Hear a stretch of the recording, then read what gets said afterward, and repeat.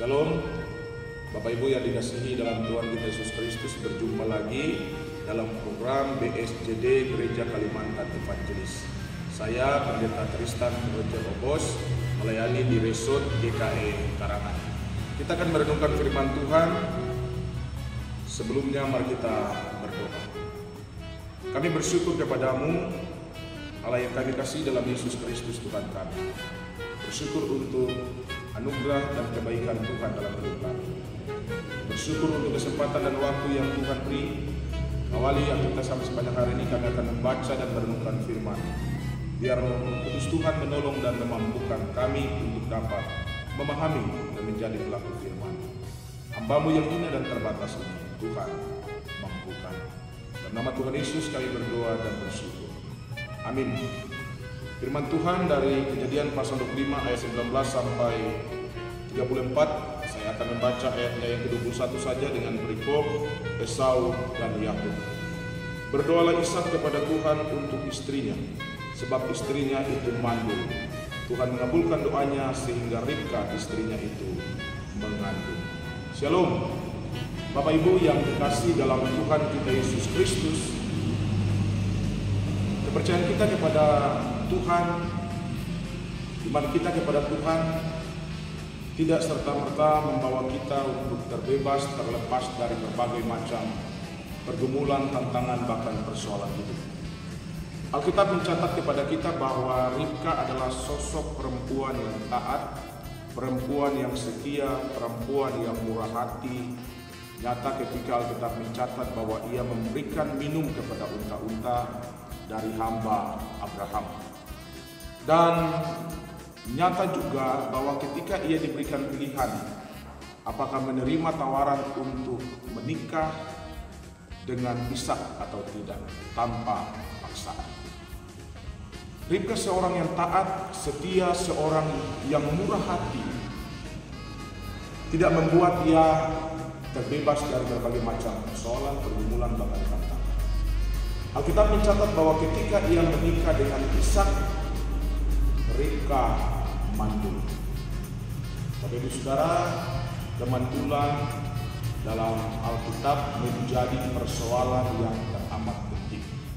Setidaknya Alkitab mencatat dua hal penting tentang orang yang mandul. Yang pertama, orang yang mandul dipandang sebagai sesuatu atau orang yang sangat-sangat terhina. Bapak Ibu Saudara, ini dapat dilihat karena Alkitab mencatat bahwa Allah menciptakan laki-laki dan perempuan untuk beranak cucu. Tentu mandat ilahi ini menjadi sesuatu yang membawa pergumulan, persoalan dalam kalangan bangsa Israel atau orang-orang Israel itu sendiri. Dan bagi orang yang mandul, menjadi bahan olok-olokan, dihina, bahkan direndahkan. Dalam tulisan di luar Perjanjian Lama dan Perjanjian Baru, yaitu kitab Apokrif Proto Injil Yakobus pasal 1 ayat 2, dijelaskan bahwa Yoyakim ayah Maria ditolak ketika ia akan mempersembahkan korban di bait suci. Mengapa? Karena dia belum mempunyai anak, sebab anak istrinya mandul. Pada zaman dahulu, Bapak Ibu Saudara, menjadi orang mandul adalah sesuatu yang amat terhina. Yang kedua, orang yang mandul dikaitkan dengan Tuhan. Kejadian 20 ayat 18 mengatakan bahwa sebab tadinya Tuhan telah menutup kandungan setiap perempuan di istana Abimelek karena Sarah istri Abraham. Di sisi lain, Yakub berkata, apakah aku pengganti Allah yang telah menghalangi engkau mengandung? Kedua ayat ini memberikan penjelasan bahwa Tuhan turut campur tangan dalam kemandulan mereka. Meskipun hal ini tidak bisa dianggap mutlak bahwa Tuhan terlibat dalam semua kemandulan, tetapi kita percaya bahwa melalui setiap peristiwa Tuhan mempunyai maksud ketika dia turut campur tangan. Bapak Ibu Saudara yang dikasihi dalam Tuhan kita Yesus Kristus, Melalui peristiwa ini dan pergumulan yang dialami oleh Ishak dan Ribka inilah permohonan disampaikan dalam Kejadian pasal 25 ayat 21 berkata, berdoalah Ishak kepada Tuhan untuk istrinya, sebab istrinya itu mandul. Tuhan mengabulkan doanya sehingga Ribka istrinya itu mengandung. Ada hal menarik di sini Bapak Ibu Saudara, bahwa kemandulan seorang istri bukan hanya beban bagi seorang Ribka, tetapi menjadi beban seorang suami, yaitu Ishak. Selama 20 tahun mereka membangun kehidupan keluarga, dan umur 40 tahun ketika Yakub dan Esau lahir. Ketika itu mereka berusia 60 tahun. Jelas Bapak Ibu Saudara, 20 tahun yang dijalani oleh Yakub, oleh Ishak dan juga oleh Ribka tanpa memiliki keturunan merupakan pergumulan yang teramat berat, panjang dan penuh dengan penderitaan. Tetapi Alkitab mencatat bahwa ketika Ishak berdoa kepada Tuhan dan meminta kepada Tuhan supaya istrinya mengandung, Alkitab mencatat bahwa Tuhan menjawab doanya.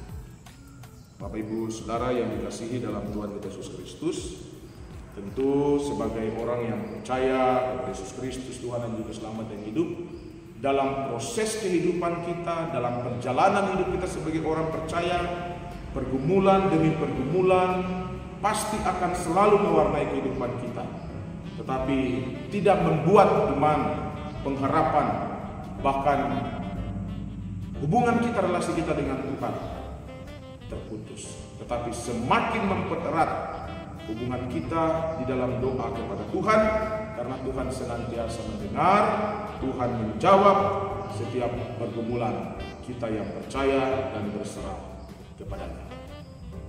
Berdoa adalah memohon kepada Allah untuk menunjukkan jalan dan menyatakan kehendak-Nya. Setelah mengerti kehendak Allah harus dipraktikkan, bahkan segera dipraktikkan, dan doa yang demikian barulah memiliki makna yang sebenarnya. Bapak Saudara, biarlah melalui kebenaran firman Tuhan ini kita diberkati. Amin. Mari kita berdoa. Terima kasih, kami bersyukur untuk kebenaran firman Tuhan yang sudah kami baca dan renungkan bersama.